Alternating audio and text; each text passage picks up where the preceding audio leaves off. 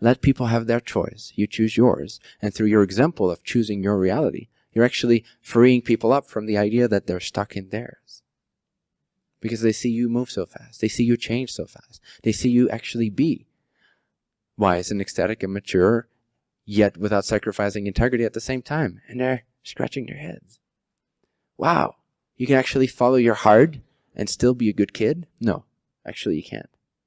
You cannot be a good boy. You cannot be a good girl. Just a heads up. If you wish to follow your heart, it's not possible. The good thing is, your ideas about what it means to be a good boy or a good girl will change. Because your ideas of that are rooted in a reality that are not yours to begin with. So your paradigm thinking will also shift. Being a good girl or a good boy is not the same as maintaining integrity. It's something completely different. So can you follow your dreams to the fullest of your ability without ever having to sacrifice on your integrity towards other beings and the agreements you have in your realities? Absolutely. Absolutely. Can you become more free without ever being a rebel? No, absolutely not. Absolutely not. No way will you be more of yourself if you don't dare to step outside of the box. So the idea is that you can start to see only what you prefer to see. And the power in this is twofold. One is that your subjective experience of life changes immediately, which means that you're no longer taking any cues from your circumstances. You're no longer elaborating upon how it is you should feel, what it is you should decide upon, how it is you should live your life based upon the circumstances. Instead, what you feel is what you choose to see. What you see is what you choose to feel. So in other words, be your preference. See only your preference. And your preference can be anything, but it is always a frequency of consciousness. It is a state of being. So first of all, you need to know what you wish to experience. What do you wish to get out of life? What do you wish to paste onto it? How do you wish to color this picture? How do you wish to imagineer your creation? So you simply ask yourself the question. You take a moment, take 2 to 5 seconds to relax your mind. Take a deep breath.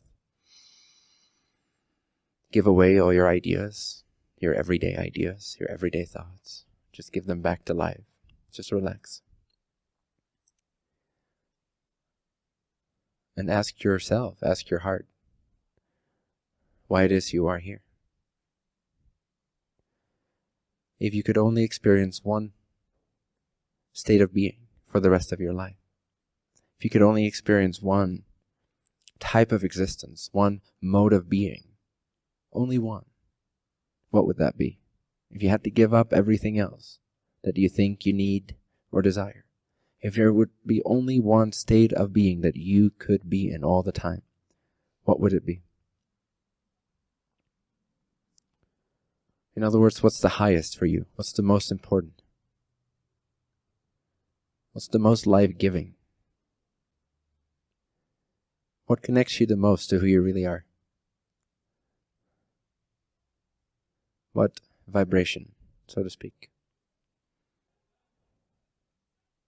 In comparison to this, everything else should pale, should be almost rendered irrelevant. It's okay if you have not given this any thought before, but do it now. If everything was about to be taken away from you, it's not, but don't worry. But if it was, and you could hold on to only one thing, one idea, one concept, one reality, one existence, one mode of being, one way of being yourself, only one thing, what would that be? What would be the most important to you? And when you find one such quality, one such frequency, one such state of being, you simply choose to experience that. You simply choose to feel that. So first you see it, first you picture it, and then you start feeling it. The longer you start seeing something, the longer you imagine something, the more you start feeling it. And the more you feel it, the more you become it. the more you start to exude it, the more you start to become that in your behavior, in your actions, in your state of being, in your speech, in your thought, in your beliefs. All these things, all these aspects of your personality, they start to reflect this chosen state of being. Whatever you choose to emit, and by emitting I simply mean being, whatever you choose to be in this moment, whatever you choose to see, to feel, and to be, everything else will start to warp itself around that. Literally, you are at the center of a vortex in a sense. The center of you could picture it as a cyclone or a tornado. And everything else just revolves around your center of gravity, your center of being. So whatever you place within that center, whatever you choose upon within that center, is inevitably going to dictate the flow of that cyclone, of that vortex, of that energy attraction point. Inevitably, this cannot be undone. In other words, if you are seeing, feeling, and being a certain frequency, everything else in your life starts to reflect this. It cannot not do this. That means that your mind starts to change. Even your body starts to change. Your physique starts to change. Your cells start to change. Your environment starts to change. Your circumstances start to change. The people you hang out with start to change. The career choices or jobs or no jobs that you choose start to change.